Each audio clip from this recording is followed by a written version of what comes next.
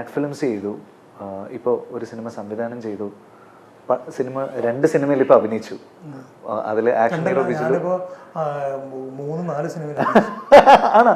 എസ്രയിൽ അഭിനയിച്ചിട്ടുണ്ടല്ലേ? എസ്രയിലുണ്ട്, തൊണ്ടി മുതലും ദൃക്സാക്ഷിയിലുണ്ട്. പിന്നെ കഴിഞ്ഞ ദിവസം എൻ്റെ സുഹൃത്ത് ജിസ്മോന്റെ സൺഡേ ഹോളിഡേയിൽ ഞാൻ ഒരു സീനിൽ അഭിനയിച്ചിട്ടുണ്ട്. 4 പടമായി. ഇതിലേതാണ് ഏറ്റവും എക്സൈറ്റിംഗ് ആയിട്ടുള്ള എക്സ്പീരിയൻസ്? ഡയറക്ഷൻ ആണോ, അഭിനയമാണോ, ആഡ് ഫിലിംസ് ആണോ? രണ്ടും 2 ജോലിയില്ല. എന്തായാലും ഏറ്റവും എക്സൈറ്റിംഗ് ആയിട്ടുള്ള അതായത് ഞാൻ ഒരിക്കലും പ്രതീക്ഷിക്കാതെയാണ് ആക്ഷൻ ഹീറോ ബിജു എന്ന് പറയുന്ന സിനിമയിൽ, അതിനും വിനീതാണ് എൻ്റെ കാരണക്കാരൻ. വിനീതിനോട് നിവിനെ കാണണം എന്ന് പറഞ്ഞ് നമ്മൾ ഇതിനു മുമ്പ് ഡിസ്കസ് ചെയ്ത സബ്ജക്റ്റ് നിവിനെ ഒന്ന് കണ്ട് ചേട്ടൻ കഥ പറയണമെന്ന് പറഞ്ഞിട്ട് ഞാൻ കാണാൻ പോയതാണ് നിവിൻ അവിടെ 6 മണിക്ക് ഷൂട്ടിംഗ് തീരുന്നു, ഡേ ലൈറ്റ് പോകുന്നു, അവിടെ വിൻഡോ സൈഡിൽ നിന്ന് ലൈറ്റ് ഡേ ലൈറ്റ് പമ്പ് ചെയ്തുകൊണ്ടിരിക്കുകയാണ് എന്നൊക്കെ പറഞ്ഞ് അവിടെ ഫാസ്റ്റായിട്ട് ഇൻസ്പെക്ടർ റോളിൽ അങ്ങനെ നിൽക്കുമ്പോൾ ഞാൻ അതുവഴി കടന്നുപോയി. എന്നെ പിടിച്ച് അവിടെ ഇരുത്തി അഭിനയിപ്പിച്ചത് അത് ഞാൻ പോലും അറിയുന്നതിന് മുമ്പ് അതിൻ്റെ അഭിനയം കഴിഞ്ഞു. അപ്പോൾ എനിക്ക് എക്സൈറ്റിംഗ് ഷൈൻ ചേട്ടൻ അങ്ങനെ ഒരു പെട്ടെന്ന് ഒരു തോന്നലുണ്ടാവുകയും ഇപ്പോൾ ആൾക്കാരെല്ലാം എത്ര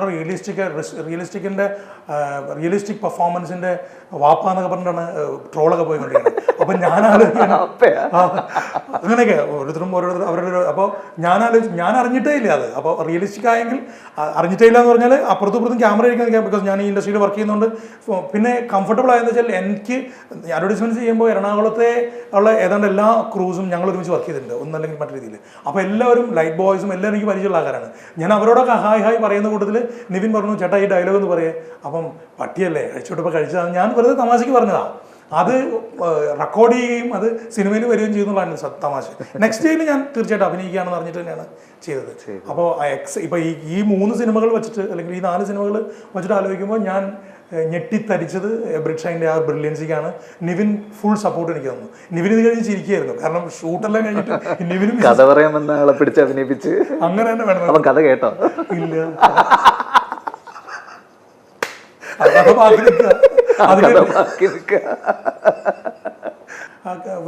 എബി എന്ന ഒരു ടൈറ്റിൽ നമ്മൾ വേറെ ഒത്തിരി ടൈറ്റിലുകൾ ആലോചിച്ചു. കറങ്ങി തിരിഞ്ഞ് എബിയിലേക്ക് വരാൻ കാരണക്കാരൻ വിനീതാണ്. അപ്പോൾ എനിക്ക് ഉറപ്പുണ്ട്, അത് എൻ്റെ ഒരു അഹങ്കാരമാണ്. സ്ക്രീൻ പ്ലേ, ഡീറ്റെയിൽ ആയിട്ടുള്ള സ്ക്രീൻ പ്ലേ നമ്മൾക്ക് 3 പേർക്ക് മുമ്പിൽ, സന്തോഷിൻ്റെയും വിനീതിൻ്റെയും എൻ്റെയും നടുക്കിരിക്കുന്ന അവസ്ഥയിലാണ് എബി എന്നുള്ള പേര് വന്നത്. അത് കഴിഞ്ഞിട്ട് ഞാൻ ക്യാമറയുടെ പുറകിലേക്ക് പോയി, വിനീത് ക്യാമറയുടെ മുമ്പിലേക്കും പോയി.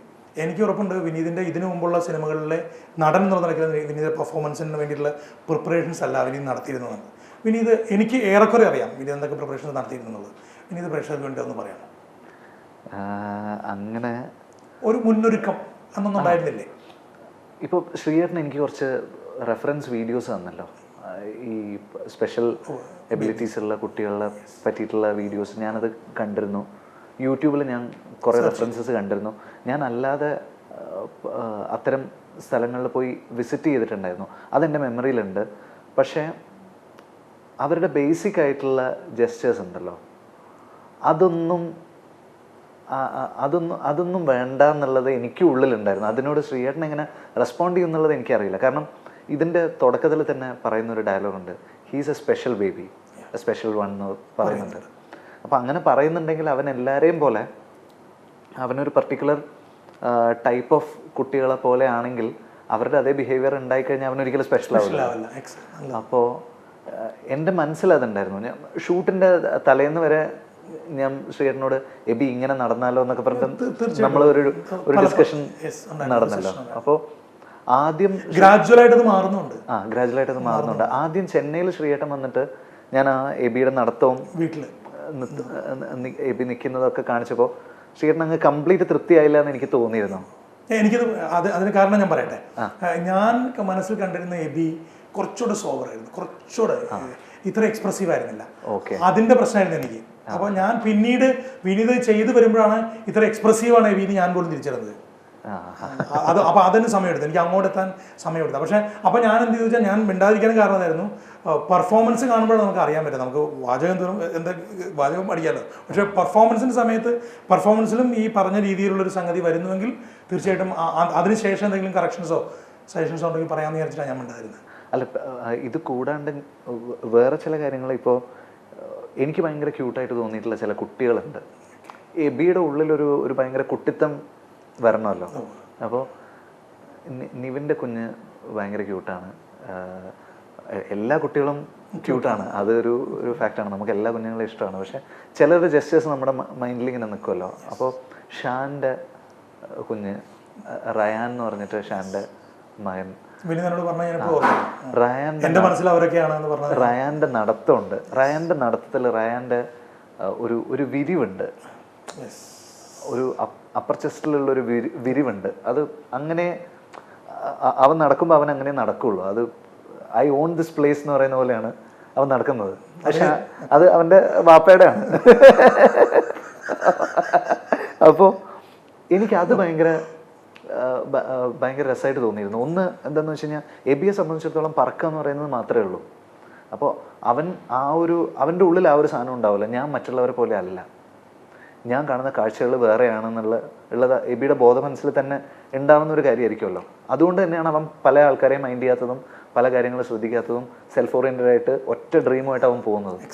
അപ്പോൾ അവൻ അങ്ങനെ ഒരു നടത്തം ഉണ്ടെങ്കിൽ നന്നായിരിക്കും എനിക്ക് തോന്നിയിരുന്നു. അങ്ങനെ ഓരോ ആൾക്കാരുടെ ചില സാധനങ്ങൾ എനിക്ക് ചെയ്യാൻ പറ്റുന്ന കാര്യങ്ങൾ ഇങ്ങനെ പിക്ക് ചെയ്തിട്ടുള്ള ഒരു സംഭവം. അതുപോലെ ഇവൻ ചിന്തിക്കുന്ന സമയത്ത് ഇവൻ ചെയ്യുന്ന ഈ സാധനം അങ്ങനെ അല്ല, ഞാൻ അവിടുന്ന് ഇവിടുന്നൊക്കെ പിക്ക് ചെയ്തു. പക്ഷെ ഞാൻ ഒട്ടും പ്രതീക്ഷിച്ചില്ല അങ്ങനെയുള്ള ഇംപ്രൂവൈസേഷൻസ്. ഇപ്പം കൈകൊണ്ടുള്ള അത് ഹരീഷേട്ടനാണ്.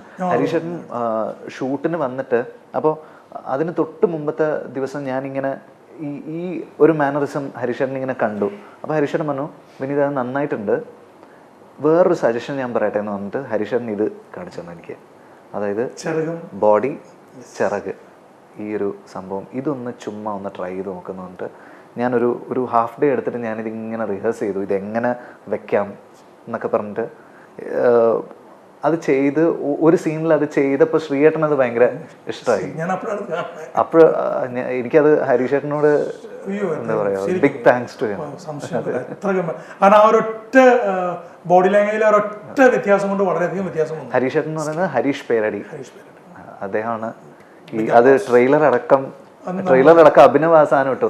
അഭിനവ് എൻ്റെ അടുത്ത് പറഞ്ഞു അവൻ ആ ജസ്റ്റർ ഭയങ്കര ഇൻട്രസ്റ്റിംഗ് ആയിട്ട് തോന്നിയിരുന്നു. അപ്പോൾ അങ്ങനെ ആ പല സ്ഥലത്തു നിന്നായിട്ട് അങ്ങനെ എബിയുടെ മാനറിസംസ് കിട്ടിയിട്ടുണ്ട്. നമ്മൾ ചെയ്തുകൊണ്ടിരിക്കുമ്പോൾ ചില കാര്യങ്ങൾ ഇപ്പോൾ ഹയർ അതോറിറ്റി ആയിട്ടുള്ള ആളുകളുടെ മുമ്പിൽ പോയി കഴിഞ്ഞാൽ എബി എന്ത് ചെയ്യും, എബി എങ്ങനെ ബിഹേവ് ചെയ്യും, അവനറിയാം അവർ മിടുക്കന്മാരായിട്ടുള്ള ആൾക്കാരാണെന്ന്. അവരുടെ അടുത്ത് അവൻ നിൽക്കുന്നത് വേറെ രീതിയിലാണ്.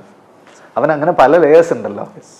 അപ്പോൾ എനിക്ക് ഭയങ്കര ഇൻട്രസ്റ്റിംഗ് ആയിരുന്നു. സാധാരണ ഞാൻ അഭിനയിക്കുമ്പോൾ ഞാൻ ഇത്രയൊന്നും ചിന്തിക്കാറില്ല.